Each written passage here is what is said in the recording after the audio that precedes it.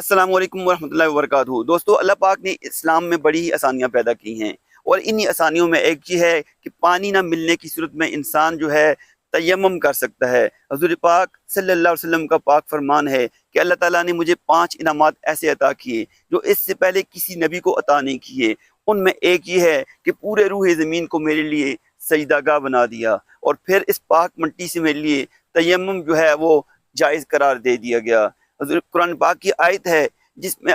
سورہ مائدہ آیت نمبر 6، اس میں اللہ پاک نے یہ فرمایا ہے کہ فَإِن لَمْ تَجِدُوا مَاءً فَتَيَمَّمُوا صَعِيدًا طَيِّبًا فَامْسَحُوا بِوُجُوهِكُمْ وَأَيْدِيكُمْ مِنْ، کہ اگر تمہیں پانی نہ ملے اور تمہیں وضو یا غسل کی حاجت ہو، مفہوم بیان کر رہا ہوں، تو تم نے کیا کرنا ہے؟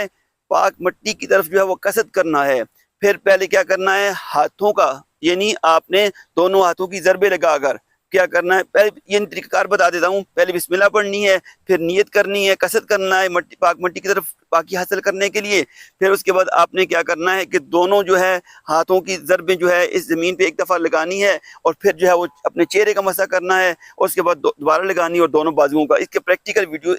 میں اس کا لنک آپ کے ساتھ شیئر کر دوں گا۔ اب بات سمجھنے کی یہ ہے کہ کن حالات میں آپ جو ہے تیمم کر سکتے ہو، آپ کو تیمم کی اجازت ہے۔ سب سے پہلے یہ دیکھ لیں کہ آپ جس ایریا میں موجود ہیں، 1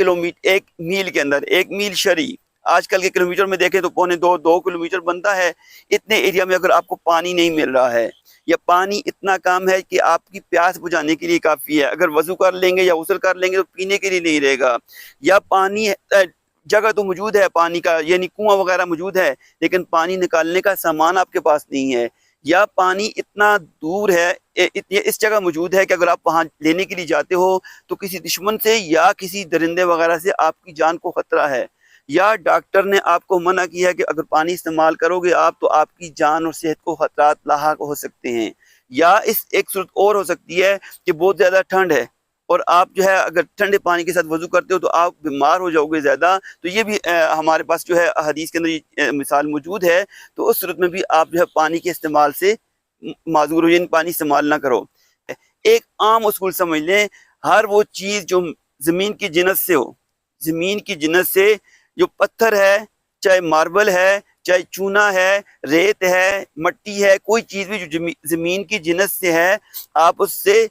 تیمم کر سکتے ہو۔ اور ہر وہ چیز جو اگر آگ میں جلائی جائے اور جل کر راکھ ہو جائے، جیسے لکڑی ہے، پلاسٹر آف پیرس ہے، پلاسٹک ہے، کوئی ایسی چیز، یعنی جتنی بھی چیزیں یہ ہیں جو لکڑی آگ میں جل کر راکھ ہو جائیں، ان سے آپ کسی صورت جو ہے وہ تیمم نہیں کر سکتے ہو۔ آپ کو کپڑا وغیرہ ہے، کپڑے کے اوپر اگر دھول پڑی ہے، اتنی دھول ہے جو آپ لگاؤں تو ہاتھوں کے ساتھ لگ جائے، تو آپ اس پر بھی جو ہے وہ تیمم کر سکتے ہو۔ اچھا، اکثر لوگ پوچھتے ہیں تیمم ٹوٹتا کس چیز سے ہے؟ یہ میں آپ کو بتاتا ہوں۔ تیمم ہر وہ چیز جو وضو کو توڑ دیتی ہے، جو نواقص وضو ہیں وہی نواقص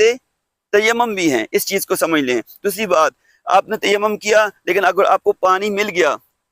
پانی جب دستیاب ہو گیا تو تیمم ختم ہو گیا۔ لوگ پوچھتے ہیں تیمم سے انسان کیا ہر دفعہ تلاوت کے لیے تیمم کرنا پڑے گا یا ہر دفعہ نماز کے لیے تیمم کرنا پڑے گا؟ نہیں، جس طرح آپ وضو جب تک آپ کا قائم رہتا ہے، جتنی دیر تک آپ اس وضو کے ساتھ نمازیں پڑھ سکتے ہو، اسی طرح آپ اس تیمم کے ساتھ جو ہے جب تک آپ کا تیمم برقرار رہے گا، یا تیمم کو توڑنے والی جو چیزیں عذر بیان کی ہیں ان میں سے کوئی بھی ایک بھی ختم ہو جائے تو آپ کا تیمم ختم ہو جائے گا۔ جب تک وہ چیزیں عذر برقرار رہتے ہیں اس وقت تک آپ اس تیمم کے ساتھ نماز بھی پڑھ سکتے ہو، تلاوت بھی کر سکتے ہو، سارے کام بھی کر سکتے ہو۔ ہاں، ایک اور بات آپ کو بتا دوں جنازے کے حوالے سے، بعض دفعہ آپ جنازے میں اچانک پہنچتے ہو